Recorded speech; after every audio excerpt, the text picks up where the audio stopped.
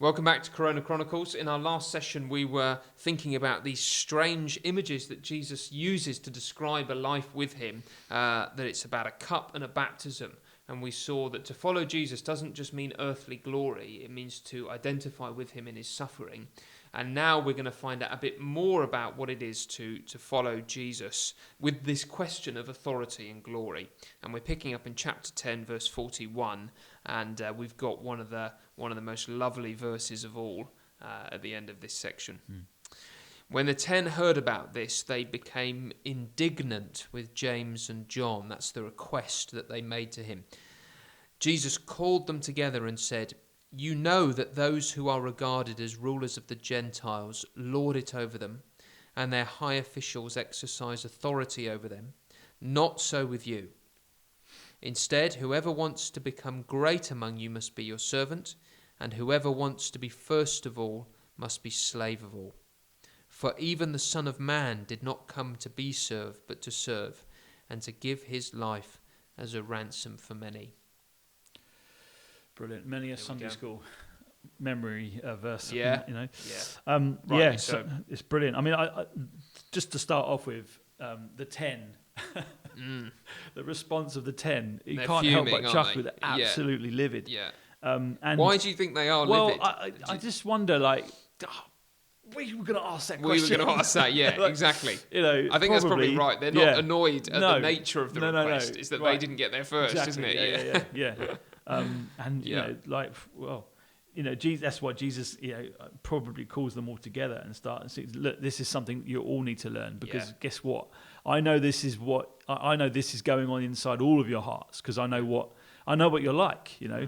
And he calls them together, and it's a great teaching moment, isn't it? And he uses this image of the rulers of the Gentiles. He says, look, you see people around you all the time in positions of authority. You see the Roman authorities, the lords of the Gentiles, and you see how they boss people around. They lord it over people.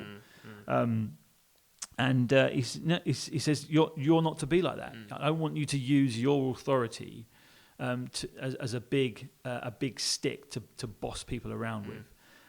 That's really helpful, isn't it? Just to pick up on that, because it's not that they don't have an authority. Yeah. Jesus is gonna say to them, "All authority on heaven and earth is given to me, but you go." And in the proclamation of the gospel, there is a kind of authority there. Yeah, but you're to use it for service. Yeah, even in somewhere like Romans 13, Paul explains that even the government authorities are from God. They're created by God, but it's when those governing authorities take it too far and get too big for their boots and overstep their boundaries. But I think that's right. I don't want you to be like this in the church. No. You are to lead. You are to be lords of the church, but don't lord it over. No, absolutely. And there's such a difference between those things, isn't there?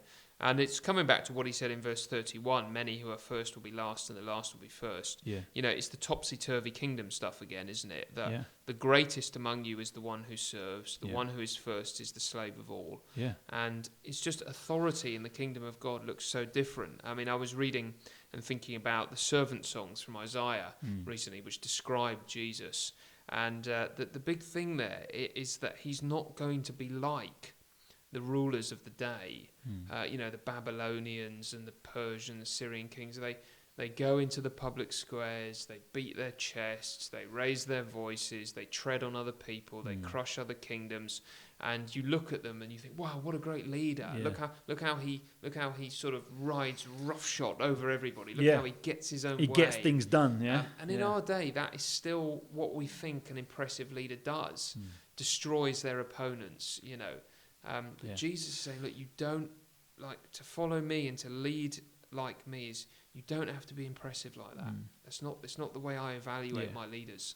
And that's not to say that you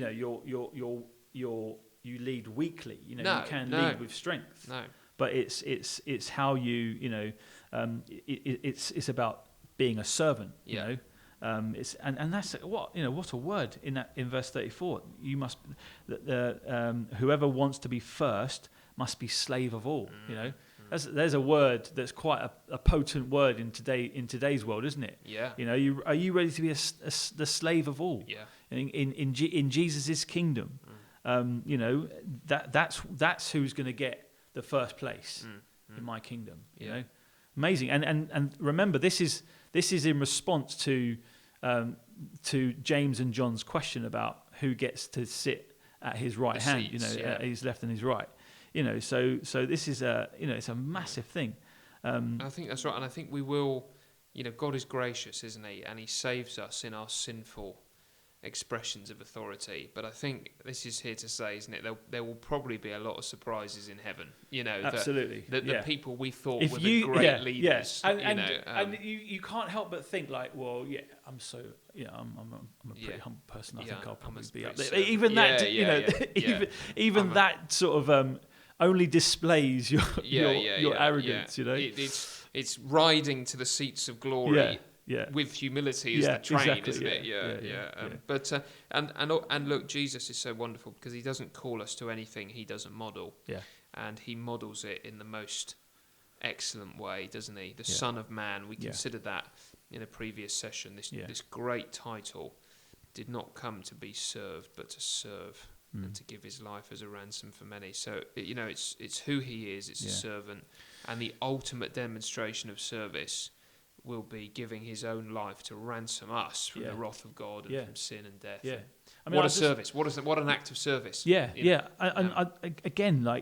don't forget, for Him to use a phrase like "Son of Man" for Himself, for Him to take that title to His own self, would be the height of arrogance. Some people would think that you're being so arrogant here. How can you say that? And yet he says it without even a hint of nervousness. He takes it. He says, "Look, for the Son of Man." He knows who He is, doesn't he? Yeah, absolutely. Yeah. He did not come to be served, but to serve, and to give His life as a ransom for many. This is His mission. This is what He's all about, and this is what He wants His servants to be about. So, amen. Yeah.